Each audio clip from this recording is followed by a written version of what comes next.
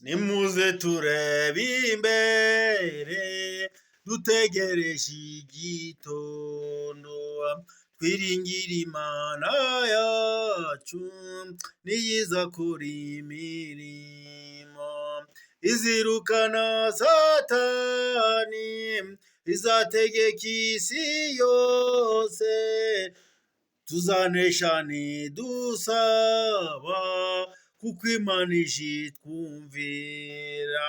Amen. Bandu mwamudukurikiye kuri Gitangaza NTV, amahoro y'Imana abane namwe.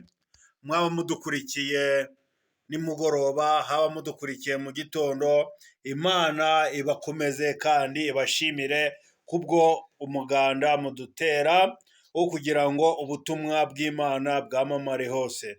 Turabashimiye rero. Uyu munsi rero bene data tugira ngo tuganire kubwo ijambo ry'Imana. Hano umuririmbyi yararimbye ngo mwese nimuze turebe dukanguke tukurikire Uwiteka. Uwiteka niwe uzatuyobora inzira y'agakiza. Ibyo twakwiringira, ibyo twakwifuza tudafite Uwiteka nta nicyo byamara. Bene data, bashiki bacu, tubahamagariye kugira ngo mwese muze dukanguke dukurikire umwami Yesu. Haleluya. Ndababwira ngo bene data, ijambo ry'Imana ryarambwiye ngo ndahuja kwa data ndamujanye.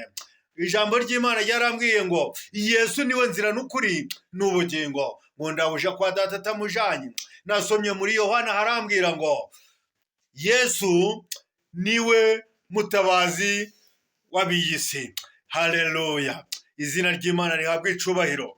Ijambo ry'Imana muri Yohana igice kimwe umurongo wa 12 aravuga ngo kuko muri abana banje, natwe dukubinginga rero umube abana b'Uwiteka. Ndi kubinginga ngo umubo Yesu yishimira namwe mubonekemo. Haleluya. Izina ry'Imana rihabwe icubahiro.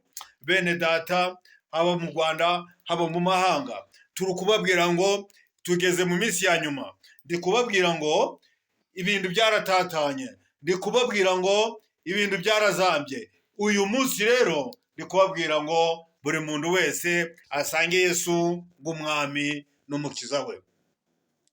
Tugomba kwiringira, tukiringira ibitagira umumaro. Ijambo ry'Imana ryarambwiye muri mu ngoma wa mbere, harambwira ngo nidushimire Uwiteka kuko Uwiteka ari buzaneshe isi. Niyo mpamvu ndi kubabwira ngo bene data, tugumene n'Uwiteka, tumunezeze nawe azatunezeza, nitumushimisha nawe azadushimisha. Turi kuvuga ngo rero dukanguke dusaba Uwiteka adukomereze mu maboko, adukomereze imbaraga kugira ngo rwa rugendo twatangiye tuzarusoza amahoro. Nico mbasabira nanjye nisabira mu izina rya Yesu.